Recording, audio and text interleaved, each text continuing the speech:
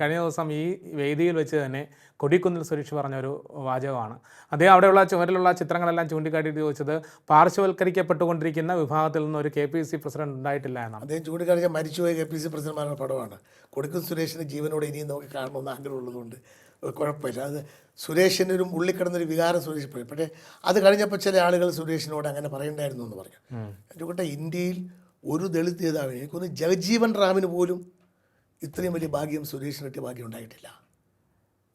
ഇന്ന് പാർലമെൻറ്റിലെ ഏറ്റവും ദീർഘകാലം ഇരുന്ന ഒരു ദളിത് മെമ്പർ എന്ന് പറയുന്നത് കോൺഗ്രസ് പാർട്ടി സുരേഷിനെ ആ ഗൗരവത്തിലാണ് കണ്ടിട്ടുള്ളത്. ഖാർഗെയുടെ സ്വന്തം ആളാണ് സുരേഷ്.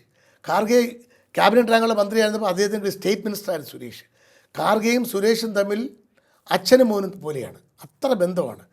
അപ്പോൾ അങ്ങനെ ബന്ധമുള്ള ഒരാളിനെ മനഃപൂർവ്വമായി ഖാർഗെജി പ്രസിഡൻ്റാക്കാതെ മാറ്റി നിർത്തുമോ?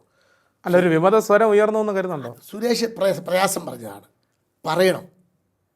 ദളിത് സമൂഹത്തിൽപ്പെട്ട ആളുകൾ, OBCയിൽപ്പെട്ട ആളുകൾ ചിലപ്പോഴൊക്കെ ചില കാര്യങ്ങൾ പറയണം. സുരേഷിനും മനസ്സിൽ ചിലപ്പോൾ പ്രസിഡന്റ് ആവണമെന്ന് ആഗ്രഹം ഉണ്ടായിരിക്കാം. പക്ഷേ സുരേഷ് പാർലമെൻറ്റിലെ ഉത്തരവാദിത്തപ്പെട്ട സ്ഥാനത്തിരിക്കുന്ന ആളാണ്. സുരേഷിൻ്റെ പാർട്ടിക്ക് ഡൽഹിയിൽ വേണം. അതുകൊണ്ടാണ് അവിടെ വെച്ചേക്കുന്നത്. അതുകൊണ്ടാണ് വർക്കിംഗ് കമ്മിറ്റിയിൽ വെച്ചത്.